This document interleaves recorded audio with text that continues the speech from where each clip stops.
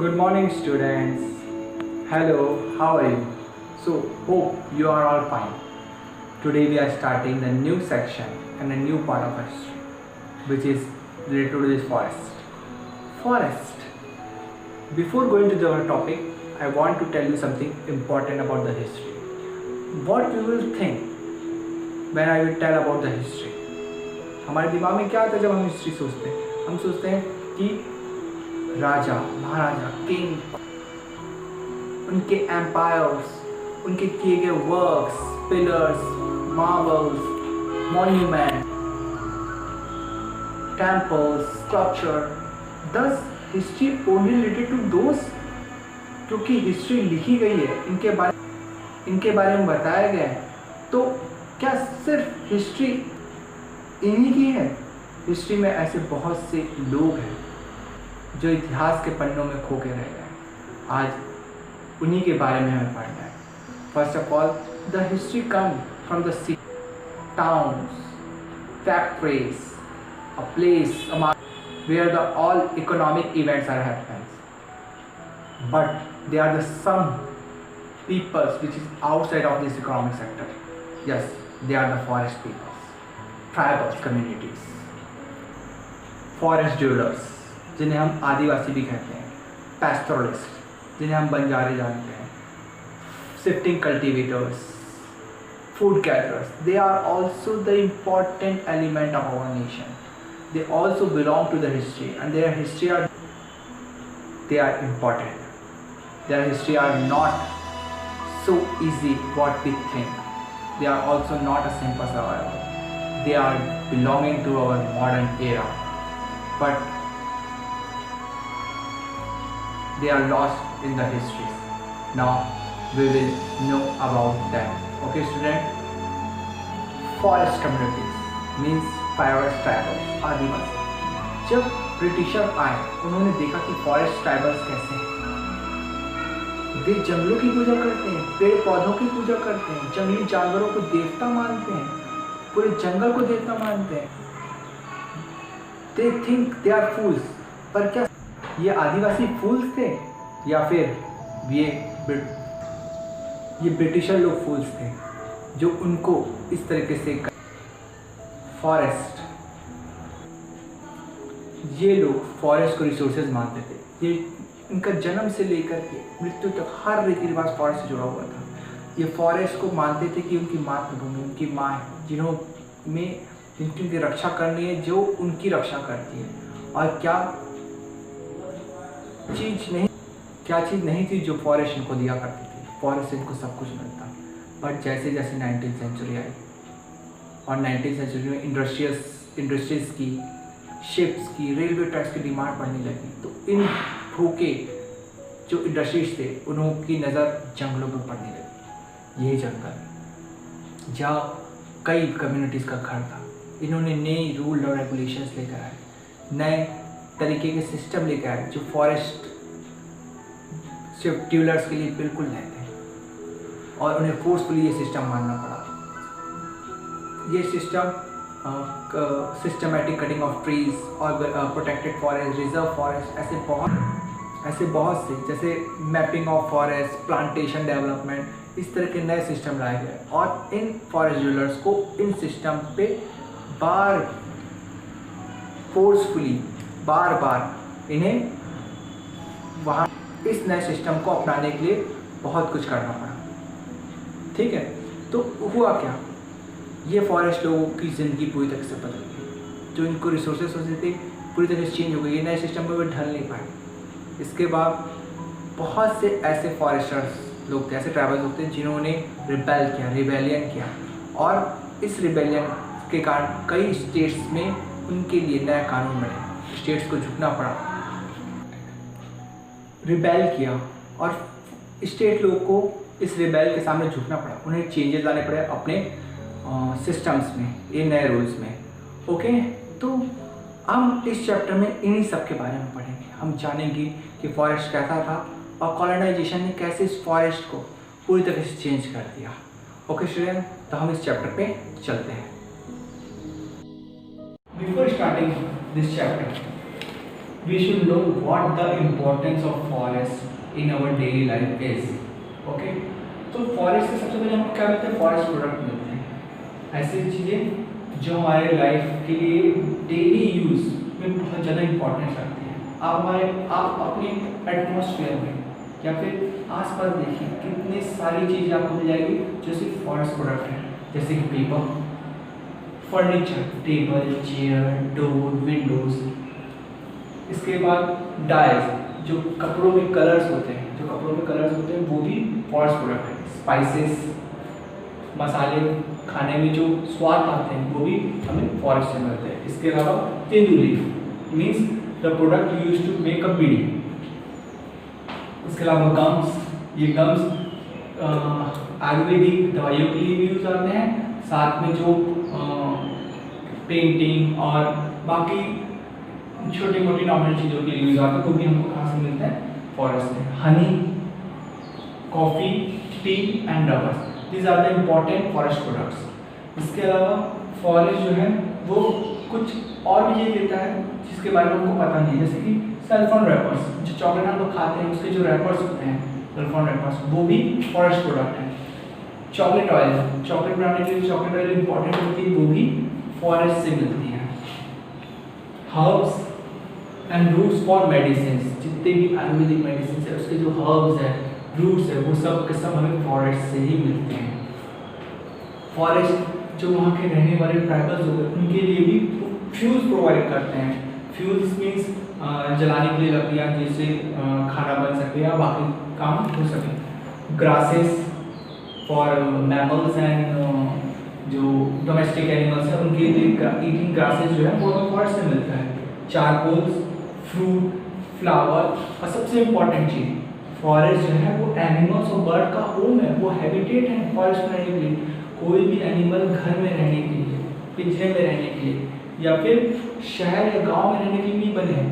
जानवरों का जो हैबिटेट है, उनका घर है, वो जंगल है और उस जंगल में ही वे सुरक्षित हैं और वे उसके लिए यूज टू है, क्योंकि प्रकृति ने उन्हें ऐसा बनाया है।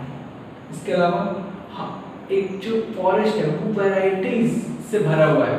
इसका एग्जाम्पल हम अमेज़न और वेस्टर्न घाट में देख सकते हैं, जहाँ पे एक पैच फॉरेस्ट के सिर्फ एक पैच में 500 डिफरेंट प्लांट्स स्पीसीज हमको देखने को मिलते हैं, जो कि बहुत बड़ी वैराइटीज है उसकी प्लांट्स की।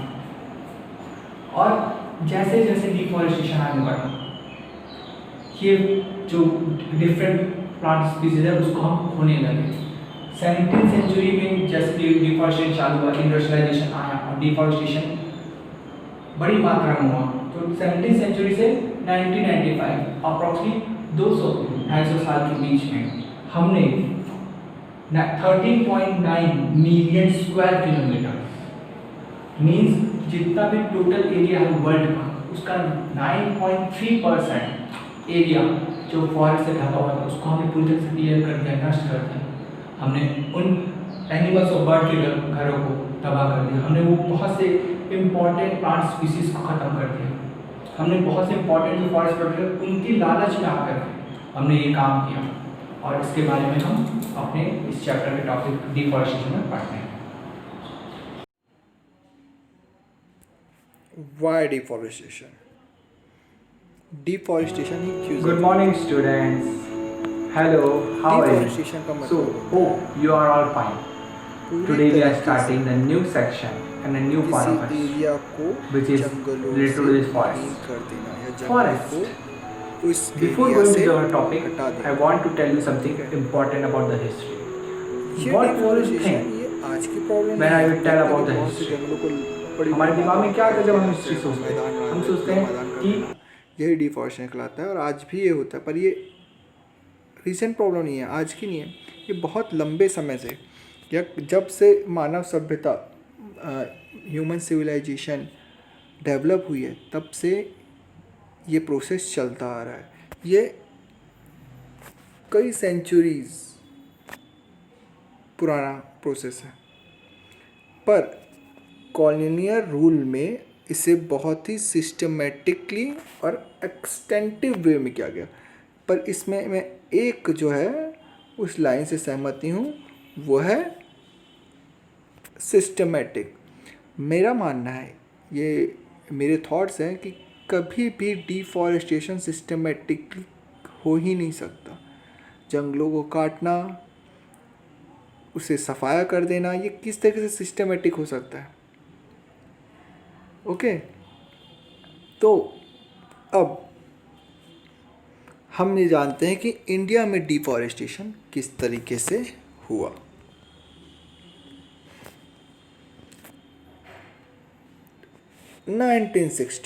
सॉरी 16th सेंचुरी, उस समय तक इंडिया में जो कल्टीवेशंस होते थे, मतलब खेती बाड़ी हुआ करते थे, वो इंडिया के जो लैंड मास है, टोटल लैंड मास का 1/6 ही हुआ करता था। पर अब ये फिगर हाफ तक आ गई है, मतलब इंडिया का जितना भी लैंड मास है उसका आधा एरिया कल्टीवेशन के लिए इस्तेमाल किया जाता है। इसका पहला एक कारण मैं बता सकता हूँ, और इस बुक में बताया गया है, वो ये है कि पॉपुलेशन इंक्रीज होना। कई सेंचुरी से अचानक रैपिडली बहुत ज़्यादा तादाद में पॉपुलेशन इंक्रीज़ हुआ, और जैसे जैसे पॉपुलेशन इंक्रीज हुआ फूड की डिमांड बढ़ने लगी, और इस तरीके से जो पेशेंट्स थे उन्होंने बाउंड्रीज बना ली कल्टीवेशंस करने के लिए, फॉरेस्ट को क्लियर करना शुरू कर दिया और नए ज़मीनों को ढूंढने लगे ताकि वे कल्टीवेशन कर सकें। ओके स्टूडेंट, पर कॉलोनियल पीरियड में कल्टीवेशन जो हुआ वो बहुत ही रैपिडली और अलग अलग कारणों से डिफॉरेस्टेशन किया गया। ठीक है, उस कारणों को हम जानेंगे। पहला कारण, फर्स्ट जो ब्रिटिश ने कारण बताया, इंकरेज किया डिफॉरेस्टेशन के लिए, वो ये बोल के कि जो प्रोडक्शन थी commercial crop like jute, sugar, wheat और कॉटन, ऐसे कमर्शियल क्रॉप जिसकी डिमांड बहुत ज़्यादा थी यूरोपियन मार्केट में, और बाकी देशों में भी इसकी डिमांड बहुत ज़्यादा थी कमर्शियल क्रॉप की। इसके लिए उनको चाहिए था कल्टीवेटेड लैंड जितना इंडिया में होता था उतने से पूरे विश्व की भूख जो है वो शांत नहीं की जा सकती थी। इस कारण 19th सेंचुरी में यूरोपियन कंट्री ने फूड ग्रेन की डिमांड को पूरा करने के लिए, जो अर्बन पॉपुलेशन अचानक बढ़ी यूरोप में, ठीक है, उनकी भूख को शांत करने के लिए इंडिया में बड़े पैमाने पे बड़े एरिया को, फॉरेस्ट के एरिया को क्या किया गया, डिफॉरेस्ट कर दिया गया, बड़े पैमाने में पेड़ों को काटा गया ताकि उसको कल्टीवेटेड लैंड में कन्वर्ट किया जा सके। ठीक है, यूरोपियन कंट्री की जोग्राफिकल कंडीशन हम ऑलरेडी पढ़ चुके हैं और जानते भी कि वो ज़्यादातर ठंडा प्रदेश है, बर्फ़ से ढका हुआ रहता है, आए दिन वहाँ बर्फ़ गिरती रहती है, वहाँ पे ज़्यादा ऐसे कल्टीवेटेड लैंड नहीं जहाँ पे खेती की जा सके, वहाँ नदियाँ नहीं हैं, और इंडिया उनको एक सुहावनी जगह लगने लगी जहाँ पे वो हर एक चीज़ जो यूरोप में नहीं थी वो यहाँ से ले सकते थे। जैसे कि इंडस्ट्रीज़ के लिए रॉ मटेरियल, उसकी कमी भी यूरोप में थी, उस रॉ मटेरियल को पूरा करने के लिए, उस इंडस्ट्रीज़ की भूख को शांत करने के लिए भी यहाँ पे बड़े मात्रा में प्रोडक्शंस होने लगे उन रॉ मटेरियल्स के।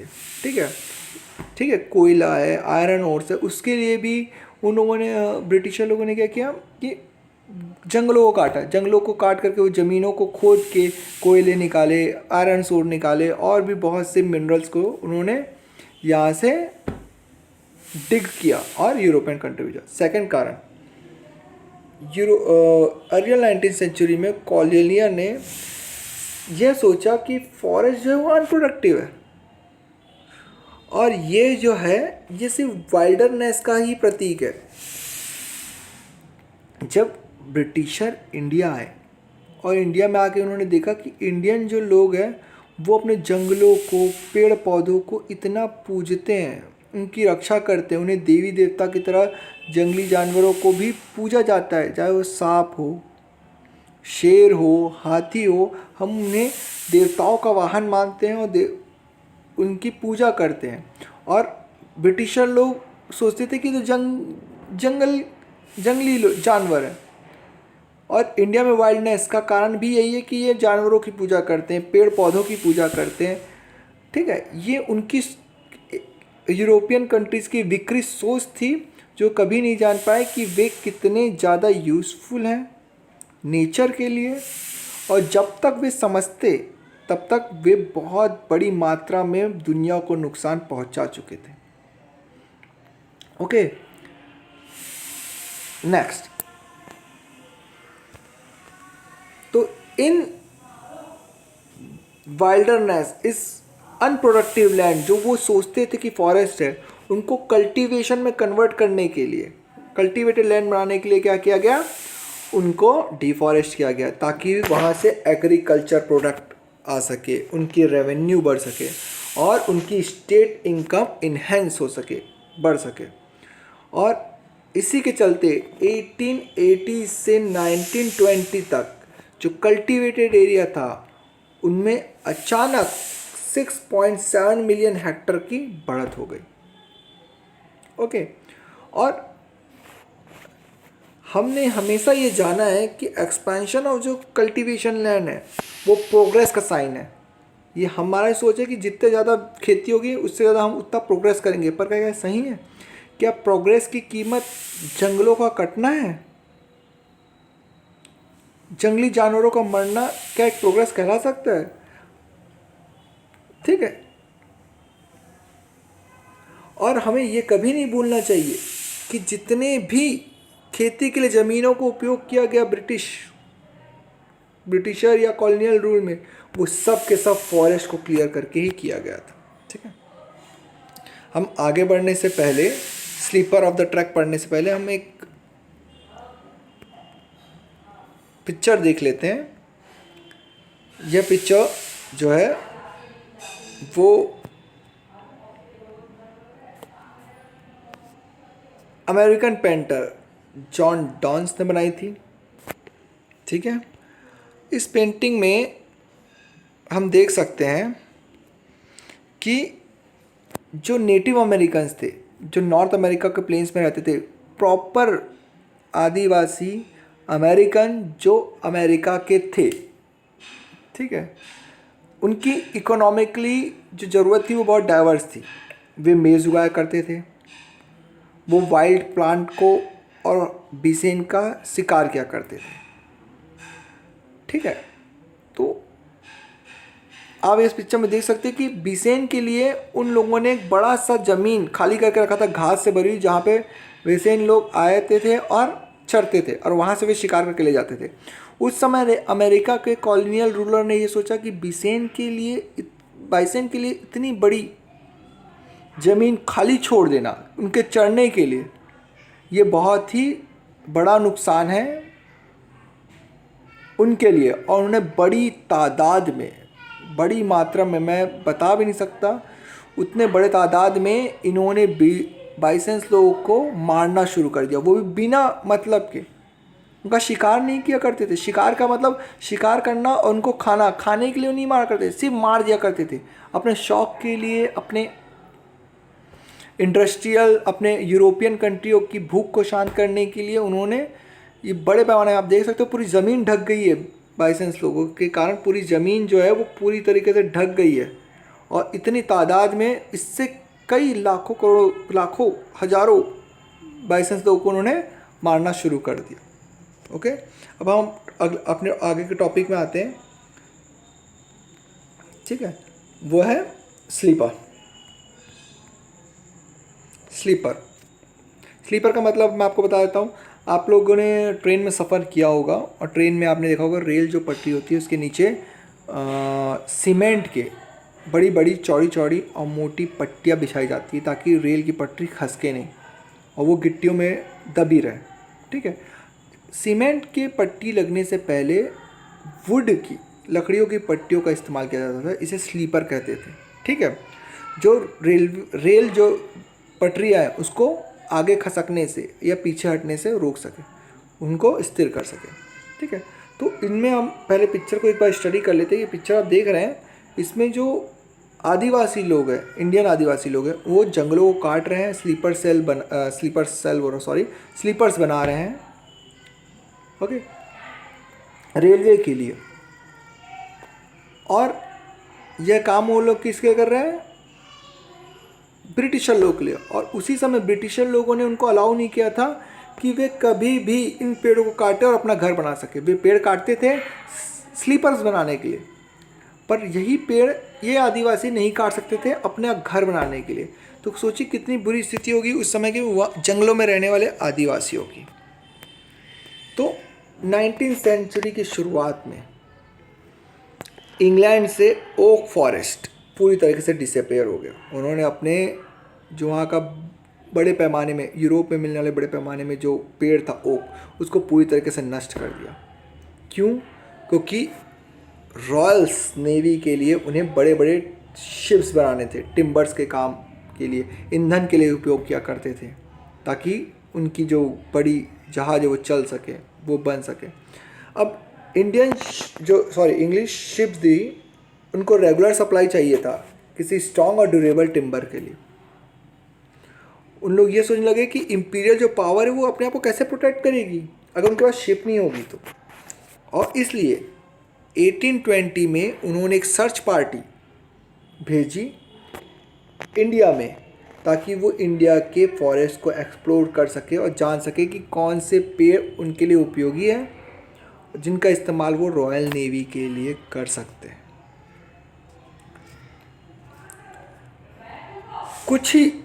कुछ ही 10 सालों में जो ट्रीज़ जो है वो बड़ी मात्रा में काट दिए जाने लगे टिम्बर्स के लिए, और उन्हें इंडिया से एक्सपोर्ट कर दिया गया इंग्लैंड में।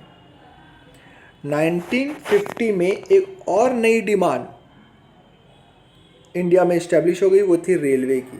इंडिया में नहीं, यूरोपियन कंट्रियों में भी। ठीक है, क्योंकि यूरोपियन कंट्री में भी रेल ट्रैक्स बनाने थे और उनकी डिमांड थी स्लीपर्स। तो कॉलोनियल ट्रेडर्स ने एक बड़ा मूवमेंट जो था, जो इंपीरियल ट्रूप्स थे वो रेलवे के द्वारा आए जा सकते थे। ठीक है, तो इसके अलावा जो रेलवे इंजन्स हैं उनमें फ्यूल के काम के लिए भी और रेलवे लाइन के स्लीपर के लिए भी जंगलों की बहुत या लकड़ियों की बहुत ज़्यादा ज़रूरत थी। आपको बता दूं कि रेलवे ट्रैक, 1 मील रेलवे ट्रैक बनाने के लिए,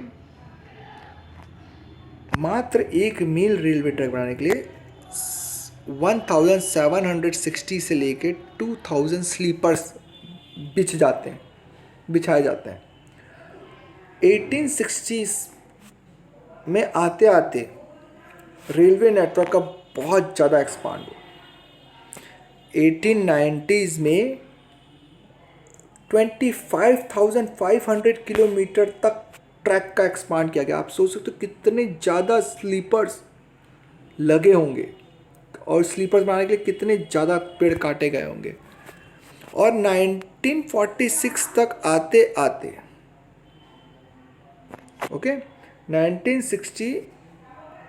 1946 तक आते आते ये ट्रैक 765 किलोमीटर तक एक्सपांड हो गए। ओके, तो ये जो रेलवे ट्रैक्स थे वो इंडिया में बढ़ाने के लिए बड़ी मात्रा में पेड़ों को काटा गया। 1850 के डेकेड में सिर्फ मद्रास प्रेसिडेंसी, मतलब सिर्फ मद्रास के आसपास का एरिया, उसको मद्रास प्रेसिडेंसी मतलब आज का केरल, तमिलनाडु, कर्नाटका, आंध्र प्रदेश और तेलंगाना, ये पूरी मद्रास प्रेसिडेंसी थी उस समय। उस समय हर साल स्लीपर के लिए 35,000 पेड़ों को काटा जाता, सिर्फ एक मद्रास प्रेसिडेंसी थे। तो सोचिए अब इंडिया में कितनी बड़ी मात्रा में वो काटा गया होगा। इसके अलावा इन स्लीपर सेल को काटने के लिए गवर्नमेंट ने कॉन्ट्रैक्टर लोगों को चुना, जो और उन्हें टेंडर दे दिया कि जो ज़्यादा मात्रा में, जितनी ज़्यादा मात्रा में हो सके स्लीपर्स को बनाने के लिए पेड़ों को काट के उन्हें दे। आप ये पिक्चर में भी देख सकते हैं कि ये जो नदी है चितगांव हिल के पास, जो कसलौंग नदी है, वहाँ पे बांसों को बहा करके, बैम्बूस की राफ है उसमें बहाते हुए उनको ले जाया जा रहा है। सोचो कितने, पूरी नदी भरी पड़ी है, पूरी नदी इन बांस से भर गई। कितनी बड़ी मात्रा में बांस को भी उस समय, मतलब जंगलों को काटा गया था, सफाई की गई थी। ठीक है। और यह कॉन्ट्रैक्टर जो थे, ये बिना सोचे समझे हर पेड़ों को काट करके स्लीपर के लिए तैयार कर रहे थे। ठीक है, रेलवे ट्रैक बनाने के लिए तैयार करते। तो जहाँ जहाँ भी रेलवे ट्रैक बने वहाँ की सारी ज़मीनें पूरी तरीके से साफ़ हो गई। इस पिक्चर में भी देख सकते हैं। और इसके लिए उन्होंने किसका इस्तेमाल किया? हाथियों का इस्तेमाल किया, ये बड़े बड़े स्लीपर्स को उठाने के लिए, आप देख सकते हैं। ठीक है। और आदिवासियों का, क्योंकि उनको मज़दूर चाहिए थे, शहर में तो मज़दूर मिलते नहीं, तो जंगलों को मज़दूरों को उन्होंने कैद करना शुरू कर दिया। ठीक है। इस पिक्चर में हम देख सकते हैं जंगलों से लकड़ियाँ लाने ले जाने के लिए उन्होंने क्या किया? बड़े बड़े सड़कें बनाने लगे, बड़ी बड़ी सड़कें बनाने लगे। ये सड़क देख रहे हैं आप, ये सड़क बनने लगी ताकि ये बड़ी सड़कें इसी का बनने लगी ताकि जंगलों को काट करके, जंगलों से पेड़ों को काट करके स्लीपर्स के लिए लकड़ियाँ रेलवे ट्रैक तक पहुँचाई जा सके। ठीक है। यहाँ एक पिक्चर देख सकते हैं कि विमेन जो है वो किस तरीके से जंगल से लकड़ियाँ अपनी फ्यूल के लिए थोड़ी बहुत कलेक्ट कर रही है, वो भी टूटी हुई लकड़ियाँ। उन्हें काटते नहीं थे ज़्यादातर पेड़ों को, जो लकड़ियाँ, पेड़ सूख गए हैं, उनकी डालियाँ टूट गई, वे इकट्ठा करते थे और वो उनके अपने घर के फ्यूल वुड के लिए उसका इस्तेमाल किया करते थे। Okay student. प्लांटेशन, जो जितने भी large area of natural forest थे उनको क्लियर कर दिया गया। किसके लिए? टी, कॉफ़ी और रबर प्लांट के लिए। इन सब का डिमांड कहाँ पे था? यूरोपियन कंट्रीज़ में। यूरोपियन कंट्री में इसका बहुत ज़्यादा डिमांड था।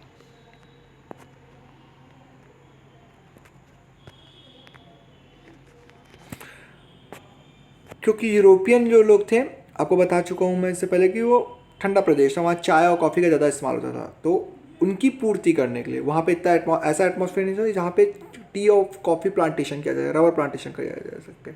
तो उन्होंने क्या किया? इंडिया के जो कॉलोनियल गवर्नमेंट थी उन्होंने बड़े बड़े फॉरेस्ट को यूरोपियन प्लांटर्स को बड़े सस्ते रेट पे दे दिया और उन्होंने उसको इंक्लोज कर दिया और फॉरेस्ट को क्लियर करके वहाँ पे टी, कॉफ़ी, रबर के प्लांट्स उगाने लगे। ठीक है। और आप देख सकते हैं किस तरह से एडवर्टाइज़ किया जाता था टी प्लांट को, टी और कॉफ़ीज़ को। ओके स्टूडेंट, तो आज का पार्ट यहीं ख़त्म होता है। होप आपको ये पार्ट अच्छे से समझ में आया होगा। Thank you.